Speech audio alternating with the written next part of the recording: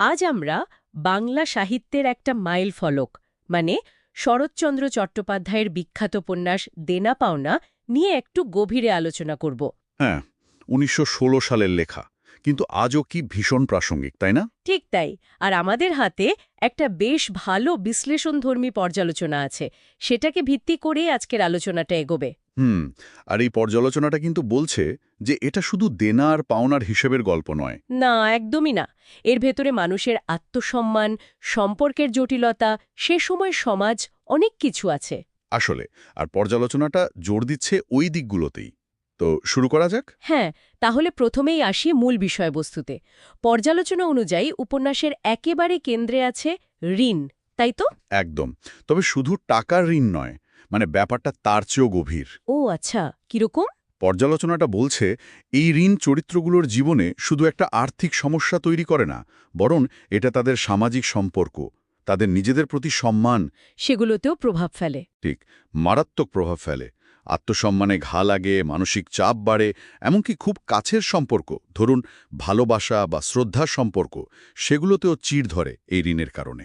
তার মানে আর্থিক চাপটা কিভাবে মানুষের ভেতরের জগৎটাকেও ওলটপালট করে দেয়, সেটাই মূল ফোকাস। অনেকটা তাই। এই পর্যালোচনা অন্তত সেভাবেই দেখছে বিষয়টাকে। বেশ ইন্টারেস্টিং। আচ্ছা, আর চরিত্রগুলো? শরৎচন্দ্রের চরিত্ররা তো সবসময় খুব জীবন্ত হয়। পর্যালোচনা কি বলছে? হ্যাঁ, এই পর্যালোচনাও সেটাই বলছে। চরিত্রগুলো নাকি একেবারে রক্তমাংসের মানুষ। তাদের ভালো মন্দ, তাদের নৈতিক দ্বিধা সব মিললে খুব বাস্তব। হুম। তাদের মধ্যে একটা লড়াই চলে সবসময়।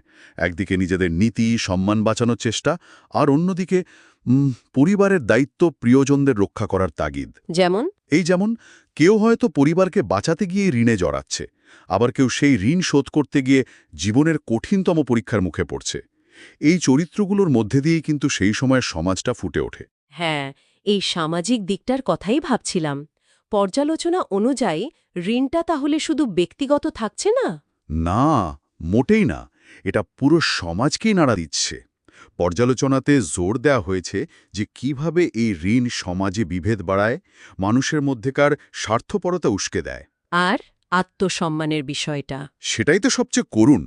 অনেকে এই দেনার দায়ে নিজের আত্মসম্মানটুকুও বিকিয়ে দিতে বাধ্য হন। সম্পর্ক ভেঙে যায়, পরিবারে অশান্তি। এক অস্থির সময়ের ছবি। ঠিক।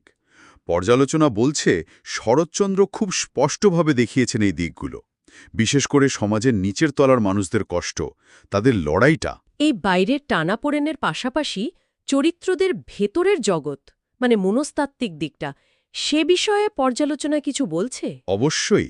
আর এটাই তো শরৎচন্দ্রের লেখার একটা বড় শক্তি বলে মনে করছে পর্যালোচনাটি। আচ্ছা। মানে শুধু ঘটনা ঘটছে তা তো নয়, চরিত্রগুলোর মনের ভেতরে কি চলছে, সেই চাপ, সেই দ্বিধা, অসহায়তা, সেগুলোর খুব সূক্ষ্ম, একেবারে নিখুঁত বিশ্লেষণ আছে। হুম। তবে ঋণের বোঝা বা লোকলজ্জার ভয় তাদের সিদ্ধান্তকে পাল্টে দিচ্ছে, তাদের মানসিক অবস্থাকে বদলে দিচ্ছে, সম্পর্কের রসায়ন পাল্টে যাচ্ছে, এই সব কিছু লেখক খুব যত্ন নিয়ে এঁকেছেন। এটা শুধু অর্থনৈতিক সংকট নয়, একটা গভীর মানসিক সংকটও। আর এই সবকিছু পাঠক অনুভব করতে পারেন নিশ্চয়ই তার লেখার গুণে। লেখার স্টাইলটা নিয়ে কি বলছে পর্যালোচনা? পর্যালোচনা বলছে শরৎচন্দ্রের ভাষা খুবই সহজ, সরল, কিন্তু অসম্ভব গভীর আর জীবন্ত। হ্যাঁ, ওটা তো বৈশিষ্ট্যই। ঠিক, উপস্থাপনাটা এতটাই বাস্তব যে পাঠক সহজেই চরিত্রগুলোর সঙ্গে মিশে যেতে পারে, তাদের সুখ দুঃখ নিজের মনে হয়। ওই সরলতার মধ্যে একটা অদ্ভুত টান আছে যা মনকে ছুঁয়ে যায়। হুম। বিশেষ করে চরিত্রদের মনের ভেতরের অবস্থা আর চারপাশের পরিবেশের বর্ণনা, এগুলো নাকি পাঠকের মনে দীর্ঘস্থায়ী ছাপ ফেলে। তাহলে মোটের উপর এই পর্যালোচনা অনুযায়ী দেনা পাওনা শুধু একটা সামাজিক উপন্যাস বা ঋণের আখ্যান নয়। না, তার চেয়ে অনেক বেশি কিছু। এটা একটা গভীর মানবিক দলিল। ঋণ আর তার ফলাফল কিভাবে মানুষের জীবন, সম্পর্ক আর আত্মসম্মানকে ওলটপালট করে দেয়, সেই জটিল সামাজিক আর মনস্তাত্ত্বিক দিকগুলোই এর প্রাণ। আর সেই কারণে হয়তো এত বছর পরেও এটা প্রাসঙ্গিক, তাই না? একদম। পর্যালোচনাও তাই মনে করে। এটা আমাদের আজকের দিনেও সামাজিক, পারিবারিক মূল্যবোধ নিয়ে ভাবতে বাধ্য করে। মানুষের সম্পর্কের গুরুত্বটা আবার মনে করিয়ে দেয়। সত্যি, এই পর্যালোচনাটা বারবার একটা জিনিসের উপর জোর দিয়েছে: ঋণ আর আত্মসম্মান, এই দুটো বিষয়ের মধ্যেকার সম্পর্ক। হ্যাঁ, এটা একটা ভাবনার বিষয়। আজকের এই বদলে যাওয়া সময়ে যখন অর্থনীতির চেহারা অনেক পাল্টে গেছে তখন ঋণ আর ব্যক্তিগত মর্যাদার এই সমীকরণটা কি একই রকম আছে নাকি অন্যরকম চেহারা নিয়েছে এটা কিন্তু একটা প্রশ্ন হিসেবে থেকেই গেল। অবশ্যই এটা নিয়ে ভাবা যেতে পারে।